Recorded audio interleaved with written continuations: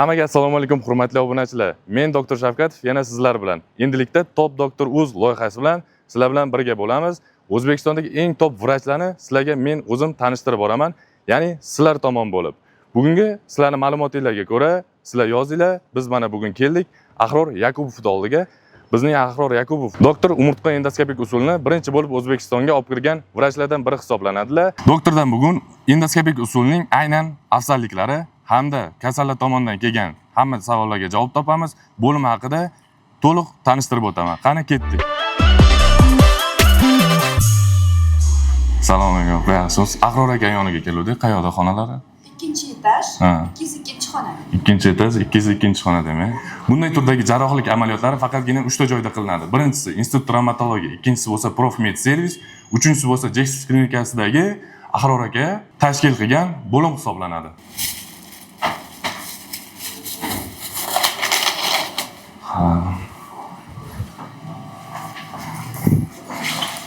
Endi rostdan haqqoniysi bo'ladi, hurmatli obunachilar. Bizni kuzatib boringlar.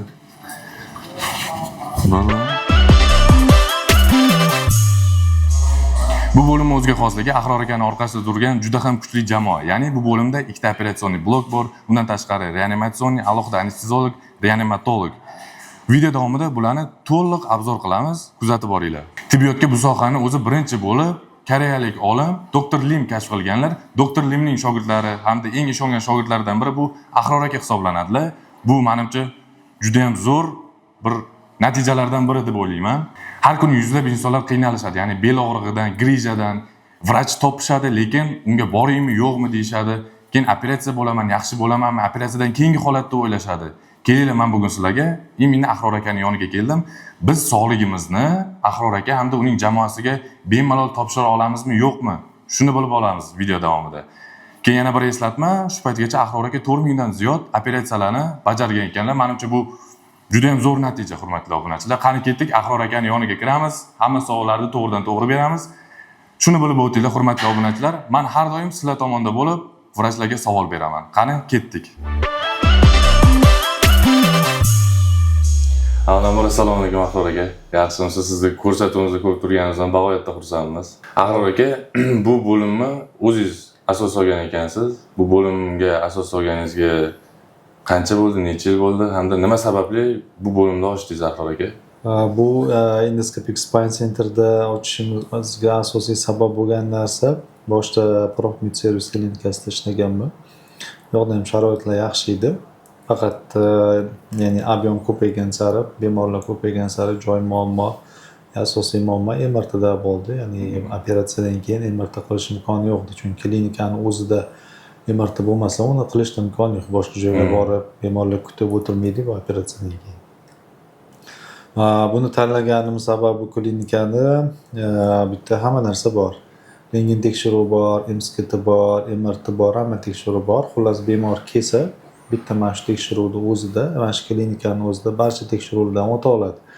Ya'ni bu bemor uchun ham qulay, biz uchun ham qulay. Bemor o'zi og'riq bilan kelganda uni boshqa klinikaga borib MRT qildirib kel yoki mana bu klinikaga borib bu tekshiruvni qildirib kel deyish o'zi bu noto'g'ri narsa.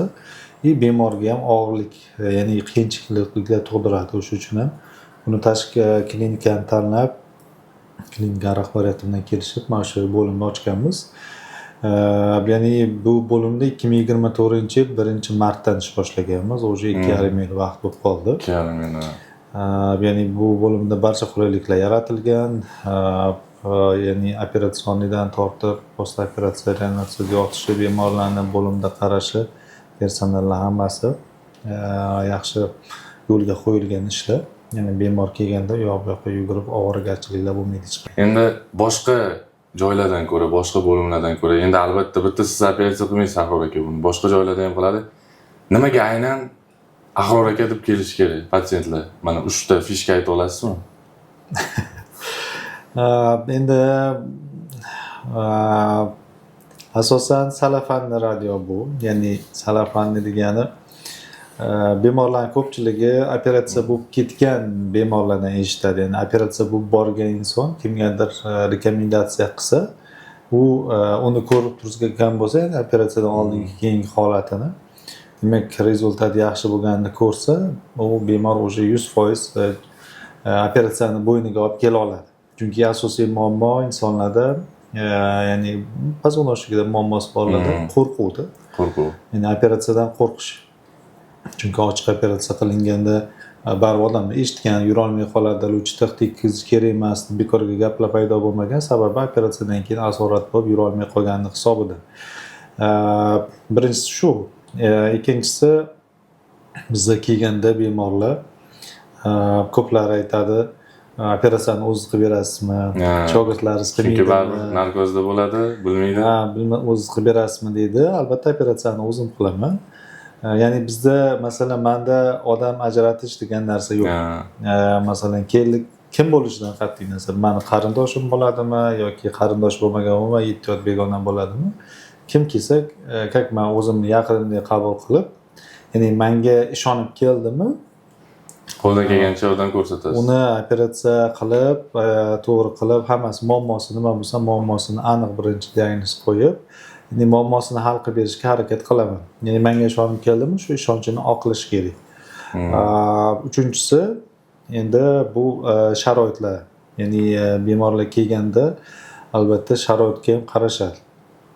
Faqat vrach emas, ya'ni personallarning muammolari bor yo'qda mandan tortib boshqa vrachlar, ya'ni kichik personallar, o'rta tibbiyot xodimlari barchasining muomalasi bemor bilan gaplashib bu juda ham muhim.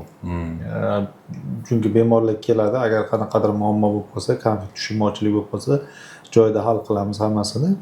Hozirgacha xudoga shukr, bemorlarning ko'pchiligi ba'zi vaqt tushunmovchilik bo'lib qolmasa, ko'pchiligi nafaqat menga, qolgan personallarga ham hammasiga o'zi rahmatini aytib ketadi. Ahror aka, bir yilda mingtalab operatsiya qilar ekansiz. Endi baribir meditsinada bo'ladi, retsidiv necha foiz sizda?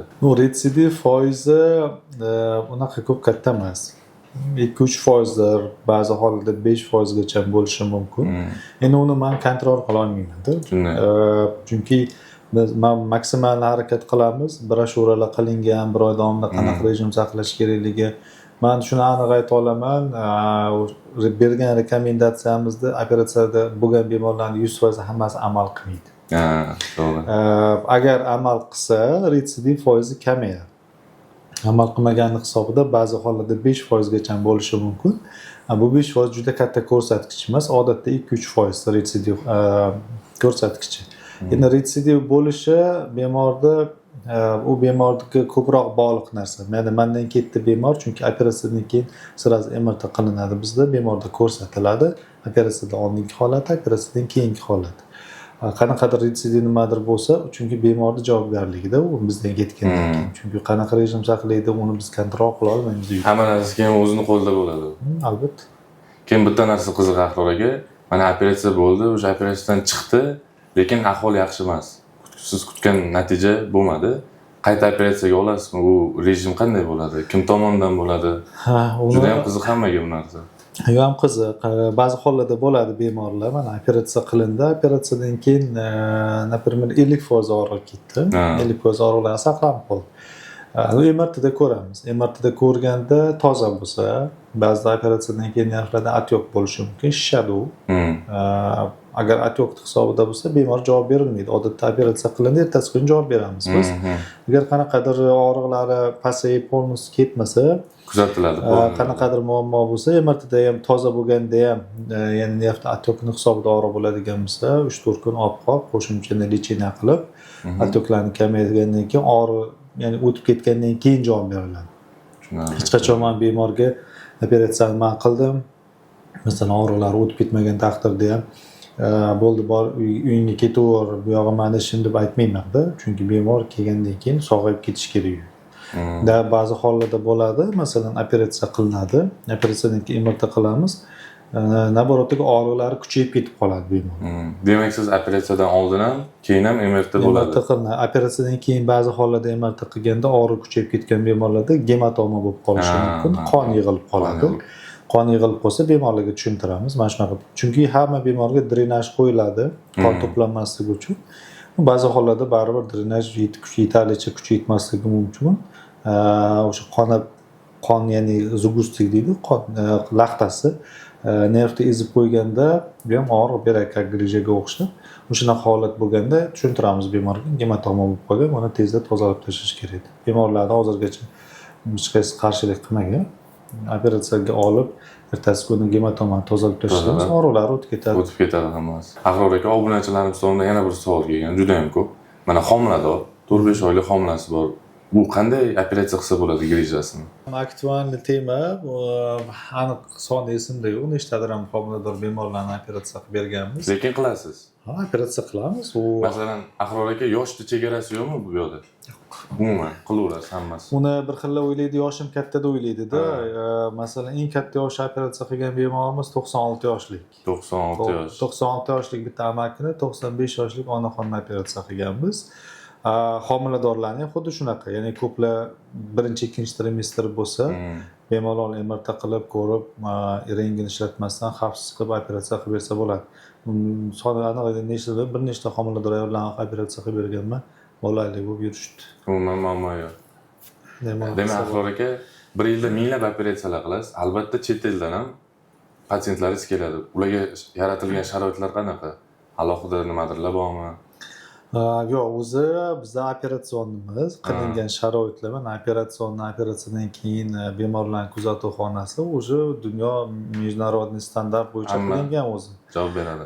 U laminarni patoklari bilan qilingan operatsion, ya'ni chet eldagi katta klinikada qanaqa operatsion bo'lsa, bizda ham xuddi shunaqa qilingan. U chet elda hech qanaqa bitta kam joyi yo'q. Tushunarli. Endi yana bitta narsaga ko'zim tushdi Ahror aka. Mana bu bo'limingizda o'zida shu amaliy shogirdlaringiz uchun shug'ullanadigan xona ham bor ekan. Bu qanday? Masalan, chunki toshmini bitirayotganlar hozir bor, qiziquvchilar ko'p sohangizda. Qanaqa sizga shogird tushsa bo'ladi yo qandaydir bosqichlari bormi? Buni ham to'liq aytib o'tsangiz agar. Chunki videoni xalqdan tashqari talabalar ham ko'radi, albatta qiziqadi. Buni anaqasi bor. O'zimizda laboratoriya qilganman. Nima uchun qilganman bu laboratoriyani? Chunki ko'p davlatlarga borganimda immuniy umurtqa endoskopiyasini o'rganish uchun biz endi workshop deymiz. Turibda, o'likda shug'ullanishadi. Lekin u masalan borganda u o'likda olib turib workshop qilish qimmat birinchidan. Unga siz masalan taxminan bir 2000-3000 dollar pul to'lab borasiz.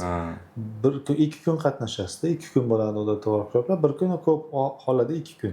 2 kunda siz qo'lingizga ushlab ishlasangiz 1 soat ishlaysiz yo'q. Xohlagan narsangizni olasiz. Bu 1 soat sizga hech qanaqa, ya'ni skills deydi, sizga hech qanaqa bahorat ham bera olmaydi. O'zbekcha aytadigan bo'lsa, confidence deydi, ishonch ham bera olmaydi-da operatsiyani boshlashingiz uchun. O'shuning uchun bu laboratoriyani tashkillashtirganman. Laboratoriyada bizda hamma sharoitlar bor. Faqat bizda qo'ydaylik cho'chqa pazvonnoshiga. Cho'chqa pazvonnoshiga taxminan 70-80% odamniki bilan bir xil. Maqsad qanaqa instrumentni ushlash, nima qilish, hammasini bemalol o'rgansa bo'ladi. Kim o'rganmoqchi, qaysi etapdan o'rganmoqchi degan savolga uni asosan magistraturani tugatgan, neyroxirurgiya, ortopediya ila ordinaturani tugatgan, endi ordinaturada o'qiyotgan magistraga ortopedlar uchun kelsa bemalol o'rgatishimiz mumkin. Programmalar bor. O'zim kursdaman, nima qilish kerak, qaysi etapdan boshlash kerak. Agar bunaqa nimada ortoped neyroxirurglarda qiziqish bo'ladigan bo'lsa, o'rganishga bemalol murojaat qilish mumkin. Eshik ochiq. Bunaqa sharoitda chet elga borib ham topa olmaydi. Shu bitta narsaga ham hayron qoldim. Biz ko'rib yuramiz. Biz o'zimiz chetga chiqib, o'rganib, shunaqa qilib kelamiz, lekin sizda boshqacha ekan. Chetdan kelib, sizdan o'rganib ketar ekanlar. Bu qanaqa endi Ahror aka bu natijaga erishish?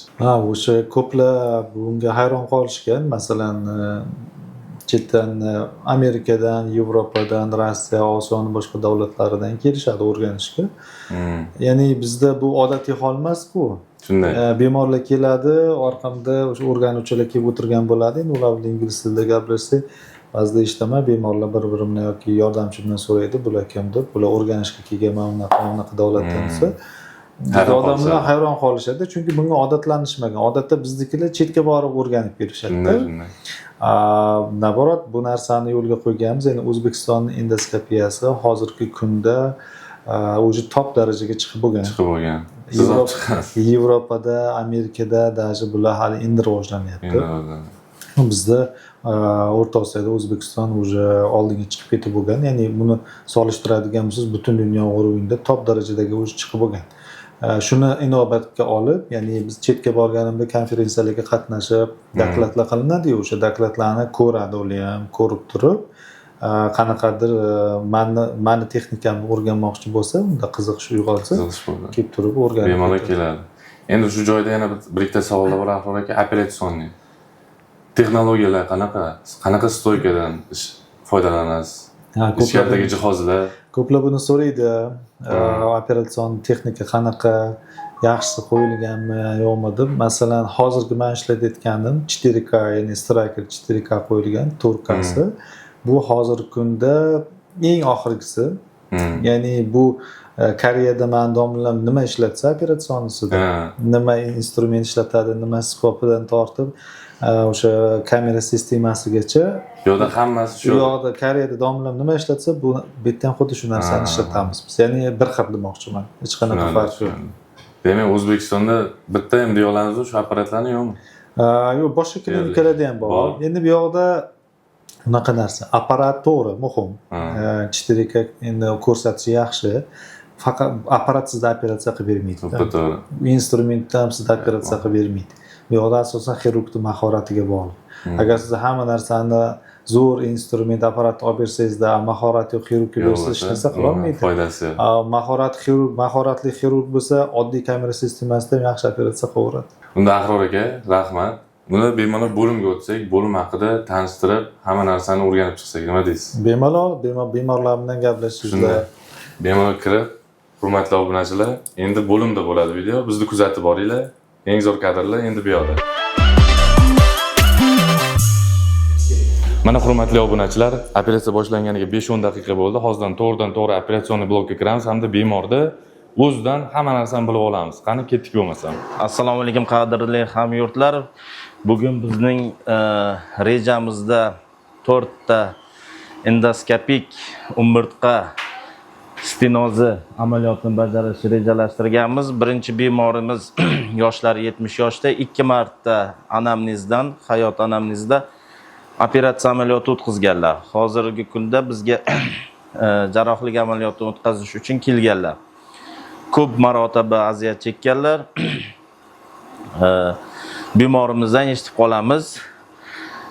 Xolajon qanday? Yaxshi. Yaxshimi? Yaxshi, Xudoga shukr, yaxshi. Og'riq sezyapsizmi? Nimadir bir diskomfort bo'lgan narsa bormi?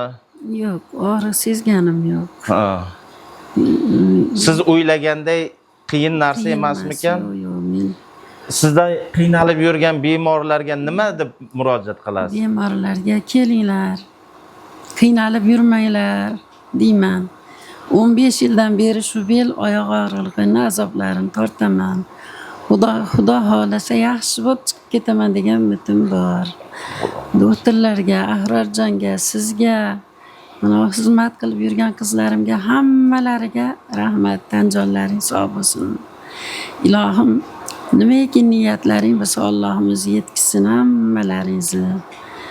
Qo'shganlaringiz bilan qo'sha qarib, farzandlarning rohatlarini birlikda borlikda ko'rib yuringlar. Amin. Hammalaringga juda ham katta rahmat. Aytganingiz kelsin. Yuzlarga kirganda ham shu bizning duogo'yimiz bo'lib yuring. Ilohim. Bemorimiz spinalni mahalliy anesteziya ostida olib borilyapti. Xushlarida hech qanaqa og'riq sezish belgilari yo'q. Amaliyot davom etmoqda. Bizni kuzatishda davom eting. Biz siz bilan birgamiz. Mana hurmatli obunachilar, ko'rdinglar ichkaridagi operatsiyani. Juda ham zo'r, gap yo'q. Eng oxirgi uskunalar. Endi reanimatsiya xonamizga kiramiz. To'liq tanishamiz, sharoitlar qanaqa. To'g'ridan to'g'ri hammasi. Assalomu alaykum. Assalomu alaykum. Aka, yaxshimisiz? Charchamadingizmi? Hurmatli obunachilar, kunni birinchi yarmi bo'lganligi uchun hozirda reanimatsiya xonamizda kasallar yo'q. Ko'rdinglar, operatsiya bo'ldi. Bugun menimcha 4 tami, 5 ta operatsiya bor ekan. Endi birinchi operatsiya boshlangan, hurmatli obunachilar. Sharoitlar haqida tanishtirib o'tsangiz aka, reanimatsiyadagi. Jeksos klinikamizda reanimatsiya bo'limi, ikkinchi neyroxirurgiya. Hozirda birinchi operatsiyamiz davom etmoqda. Hozir xudo xohlasa 15-20 ta chiqadilar bu yoqqa. Bizda sharoitlar, kardiyo monitorlarimiz bor, kislorodlarimiz bor, issiq suv, sovuq suv, hamma sharoitlarimiz bor. Har bitta bemorga boshida o'tirib doktorlarimiz ham vrachlarimiz boshida bo'ladi. 24 ga 7 ishlaydi bu. 24 ga 7 ishlaydi. Aka biz e'tibor beramiz. Grija bo'lgani uchun bu hamma kravatlar ham o'shanga moslashtirilgan, to'g'rimi? Hech qanaqa qiyin Yo'q. anaqa bo'lmaydi. Bu mana spinalniy grija operatsiyasi spinalniy qilinadi. O'shaning maqsadi mana bu tepaga ko'tarib turadi bosh tarafi, oyoq tarafi. Hamma qulayliklar bor. Hamma qulayliklarimiz bor. Aka endi operatsiyadan chiqqandan keyin bemor necha soat bu yoqda bo'ladi? Qachon palataga chiqadi? Bemalol o'zi. 6 soat 12 soatgacha bizada bo'ladi, xudo 6 xohlasa. soatdan 12 Ertalab soatgacha. soat 7 da уже palatasiga olib chiqamiz. Palataga olib kirib, keyin hamma lecheniyalar palatada qilinadi. Birinchi yordamlar hammasi bu yerda ko'riladi. Tushunarli. Kuzatuv bo'ladi. Xudo xohlasa Bu yoqda nechta o'rin joy bor aka? 8 kishilik. 8 ta o'rin joy bor ekan, hurmatli obunachilar. Bemalol bu yoqlarni ko'rishinglar mumkin sharoitlarni. Sharoitlar zo'r. Birinchi kirganda men o'ylagandim, alohida emas deb, yo'q, mana bunaqa sharoitlar bor ekan, lekin Женский, мужской ajratiladi. Женский, мужской. Da. Masalan, bu yoq tomonimizda erkak kishi yotadigan bo'lsa, bu yoqda ayol kishi bo'ladigan bo'lsa, bu parda yopiladi. yopiladi. Hozirgi vaqtda mana tayyorlov jarayonida joylar qilinyapti. Masalan, bu yoqqa erkak kishi kelsa, bu yoqda ayol kishi bo'ladigan Ayol bo'lsa, kishi. Yo'q, umuman qo'yiladi. sharoitlar yaxshi. 8 kishilik, ha? 8 kishilik o'rnimiz. Endi ko'pchilikda savol bo'ladi aka, nima bo'lsa ham baribir narkoz oladi kasal. Narkozda qanaqadir nojo'ya ta'sirlari bormi? Bir-ikki og'iz aytsangiz agar, qanaqa, nima u o'zi narkoz? Narkozda hech qanaqa bir nojo'ya ta'sirlari qolmaydi. Xudo xolasa, avvalambor miyada, Ha. aqlda.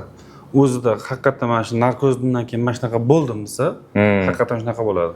Ong boshqaradi odamni. To'g'ri. Shuning uchun u narkozdan keyin menda asab, stress yoki esdan chiqib qolishlik degan narsalar ular aholidagi tushunmovchiliklardan kelib chiqqan gaplar. Bu bo'limni boshdan biz o'rgandik hammasini. Bu bo'limni alohida reanimatsiyasi bor ekan. Bu bo'limga boshqa bo'limlar umuman aralashmas ekan. Yo'q. Shu yerda bo'lgan operatsiyaga, hamma reanimatsiyaga o'sha kasallar birdaniga bu yerga kelgan operatsiyadan keyin. Chunki men o'zim ham reanimatsiyada ishlaganman o'sha paytlari. Bizga endi hamma kasallar keladi aka bizga. Bu yoqda birdaniga keladi, 7-12 soatgacha qoladi ekan, keyin palatada. Yaxshimisiz? Qo'rqqaninchalik emasmikan? Yo'q. Ha, yaxshi. Ko'rdim, hayajonlandim. O'tib ketdimmi? Hammasi ortda qoldimi? Bilmadim. Xudo xolasa. Ko'rmaganday bo'lib ketasiz endi inshaalloh.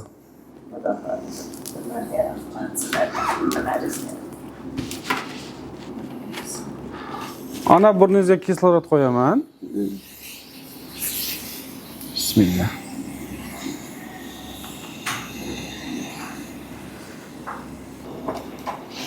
Ana suv ichamizmi? Ha, o'zim rosa turyapti. Bo'ldi onam. Barmog'ingizga qo'yamiz.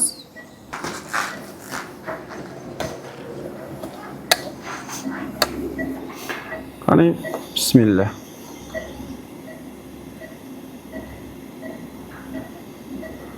Kravatingizni tushirib beraman.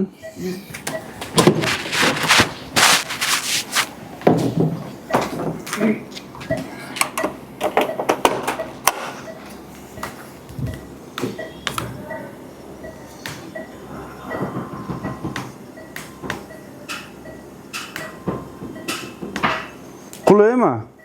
Yaxshi. Qulay. Ha, bemorlarimiz xudo xolasa birinchi operatsiya jarayonidan chiqdi. Operatsiya jarayoni tamomlandi. Birinchi bemorimizni doktorimiz davo rejalarini bizga o'zi yozib berdi. Biz xudo xolasa bu bemorimizni ertalabgacha 12 soat kuzatuvda o'tkazib, ertalab MRT ko'rigiga tushirib va palatasiga joylashtiramiz. Shu bilan xudo xolasa reanimatsiya jarayoni tugaydi bu bemorimiz bilan. Ko'rib turganingizdek, hurmatli obunachilar, juda ham zo'r sharoitlar, hammasi yaxshi. Endi yana bitta narsa bor.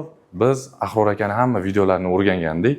Videoda bor, operatsiya bo'ldim, o'sha ertasi kuni bemalol yugurib yurdim, futbol o'ynadim, bemalol chopib yurdim. Qani bu rostmi, haqiqatmi? Palatadagi bemorlar bilan to'g'ridan-to'g'ri suhbat qilamiz. Qani ketdik bo'lmasam. Assalomu alaykum opa. Yaxshimisiz? Charchamadingizmi? Xudo xolasa operatsiyadan chiqdingiz siz. Tanish bo'lsa, opa bemalol. Qayerdan kelgansiz opa? Navoiy. Navoiydan. Grija bo'lgansizlar. Grija, Necha yil bu grija sizni bezda qilib yurgan opa? 10 yildan beri. 10 yildan beri shu og'riq bilan yuribsiz. Oxiri Ahror aka keldingiz, Ahror akadan oldin boshqa 3-4 ta vrachga borib sarson-gatchilik shunaqa bo'lgan. Ko'ringanman, Samarqandda lecheniya olganmiz, foyda bermadi. Oxiri shu oyoqda uyish bo'lgandan keyin, og'riq kuchaygandan keyin juda ko'pchilik shu yerda tavsiya qildilar. Davo topib ketgan ishxonamizdan ham. Keyin eshitib keldim bu yoqqa. Zo'r. Qachon operatsiya bo'ldingiz opa? Kecha 28-chi. Kecha 28. Kelgan holatingizdagi og'riqni opa 100% deb olsak, mana operatsiya bo'ldingiz, palatadasiz bemalol, yaxshi ahvolingiz yaxshi. Hozirda og'riq necha foiz opa sizda? Og'riq deyarli yo'q. Deyarli yo'q, yaxshi demak. Yaxshi. Doktorlar ham juda ham yaxshi. Mana ko'rib turishingiz mumkin, hurmatli obunachilar, to'g'ridan-to'g'ri opamiz operatsiya bo'lgandan keyin palatadalar, ahvollari juda ham yaxshi. Kelgan og'riq bilan kelganlar hozir uncha og'riqlari umuman yo'q. Gapi opa, biz o'zi Top Doktor o'z loyihasidanmiz. Ya'ni mana o'zingiz aytib o'tirsiz, 10 yildan buyon bari kimdirlarni internetda kuzatasiz, boshqa qilasiz. Hozir Instagramga Top Doktor o'z deb yozsangiz agar biz chiqamiz. Biz O'zbekistondagi eng top vrachlarni to'g'ridan-to'g'ri ko'rsatib beramiz. Qanaqa ahvol, nima sharoit, qanaqa operatsiyalar, sharoitlar haqida nima deysiz opa? Sharoitlari yaxshi. Mestralar ham juda ham yaxshi. Har soat xabar olib turadi. Muomalalari ham, xarakterlari ham yaxshi. Asosiysi tuzaldingiz, sog'liq yaxshi, xudo xolasa. Opa, unda sizga sog'liq. Bizda albatta Instagramga podpisani bo'lib, YouTube'da ham hamma joyda bormiz. Bizni kuzatib boring. Avvalasi umuman ishingiz tutmasin. Bizga shu aktiv bo'lib tursangiz bo'ldi. Mayli, charchamang opa.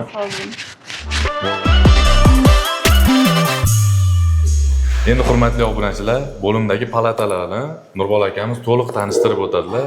Aka, ertak bo'lmasam, palatani tanishtirib chiqamiz sizlarga. Aka, endi reanimatsiyadan chiqqan kasallar qandaydir palatalarga bo'linadimi yo palatalar hammasi bir xilmi? Palatalarimiz hammasi bir xilda bizada. Reanimatsionniy og'ir kasallarimiz ular endi alohida bo'ladi. Reanimatsiyada yotadi ular. Yotadi. Og'irlarimiz. Unaqa og'irlari yo'q bizda, xudo xolasa. Yaxshi bizda. Rezultatlar yaxshi. Rezultatlarimiz hammasi zo'r, a'lo darajada. Ularimiz mana 3 kishilik xonamiz, ovqatlanadigan joylari, обязательно o'tirganda korsetlar bilan o'tiriladi. Korset. Ko'p korsetsiz o'tirish mumkin emas, operatsiya jarayonidan keyin. Endi gapingizni bo'lganim uchun ming bor uzr aka. Ochiq operatsiyalarga bemor 3 oygacha umuman o'zi yotib ovqatlanadi, lekin bu yopiq operatsiya bo'lgani uchun bemalol ovqatlanishi mumkin debsiz. To'g'ri. Bizada spinalniy operatsiya bo'ladi, endoskopichniy yo'lda operatsiya qilinadi. Bizada unaqa 3 oylab yotish shart emas. Bizada operatsiya bo'ladi, reanimatsiyadan chiqiladi palataga. Chiqqandan keyin o'zi xohlab bemalol o'tirib ovqatni yeya oladi. Hojatga kiradi, cho'milsa bo'ladi, perevazkalarni vaqtida bajarib turiladi. 24/7 xizmat. 24/7 xizmatdamiz. Faqat o'zini bizlar tomonidan berilgan упражненияларning hammasini to'liq bajarilsa, xudo xolasa qayta takrorlanmaydi. Demak, reanimatsiyada 7-12 soatgacha, bu yerda ham xudo xolasa 2-3 kungacha bemor chiqib ketadi. Bizada uzoq 72 soat. 72 soat, 3 sutka degani, 3 sutkada bemorlar rozi bo'lib chiqib ketadi bizada. Hurmatli obunachilar, ko'rib turibsizlar, 72 soatgacha bu palatada qolish mumkin, chunki operatsiya yopiq operatsiya bo'lganligi uchun bemalol sharoitlar yaxshi, bu yerda anovlar bor ekan, yuvinadigan joylar. Demak, ko'rib turishingiz mumkin, hurmatli obunachilar, sharoitlar yaxshi. Endi 72 soatgacha qoladi. Ko'rib turishingiz mumkin, dush hammasi joyida. Bizda bemorlarimiz operatsiya jarayoni tugagandan keyin mana shu joyda o'z mustaqil ravishda bemalol harakatlanib, hojatga, dushga qabul qilsa bo'ladi. Uni qo'lga yuvishga hamma sharoitlari bor. Kiyim-kechaklarga hamma narsamiz bor. Zo'r, shkoflar, hammasi, oynalar, hammasi a'lo darajada. Xudo xolasa, endi bo'limga ovqat tarqatishlar, shunaqa rejimlar qanday bo'ladi aka? Necha mahal ovqat tarqatiladi? Bo'limimizda 4 mahal ovqatlari bor. Завтрак, обед, полник, ужин. 4 mahal ovqatimiz vaqtida keladi. Diyetishni ovqatlar, sag'irlik kasallar kasalliklariga qarab o'zini ovqatlari beriladi bizada.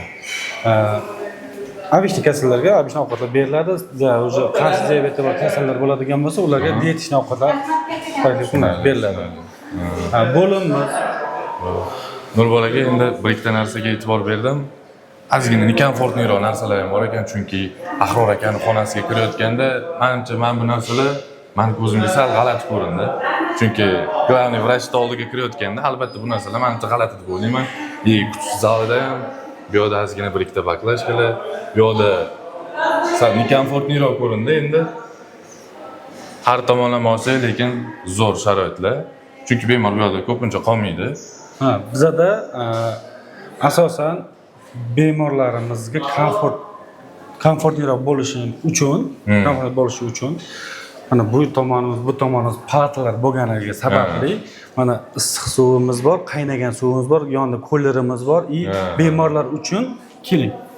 Bemorlar uchun bu yerda oshxona jihozlari bor. Bu yerda. Tushunarli. Mana Yo'q, bu sharoitlarni yomon demoqchi emasman, zo'r, prosta faqat sal bardakroq ekan demoqchiman. ha, shunaqa. Endi bu hamma narsa bemorlarni qulayligi. Masalan, bu xonada og'ir kasallar bo'ladigan bo'lsa, choynak piyolasini ko'tarib yoqqa borish, shuni o'ylagan holda. kasalni komfortini to'g'irlash maqsadida bizlarga doktorimiz oldiga kirish emas, kasalni sharoitini qo'llash. Yo'q, zo'r sharoitlar, hammasi zo'r. Akajon, vaqtingizni ajratib bizga bo'limlarni hamma joy tanishtirganingiz uchun kattakon rahmat. Sog' bo'linglar. Xudo xolasa zo'r videolar chiqadi. Kutib qolinglar, hurmatli obunachilar. Mana ko'rdinglar, shart-sharoitlar qanaqa.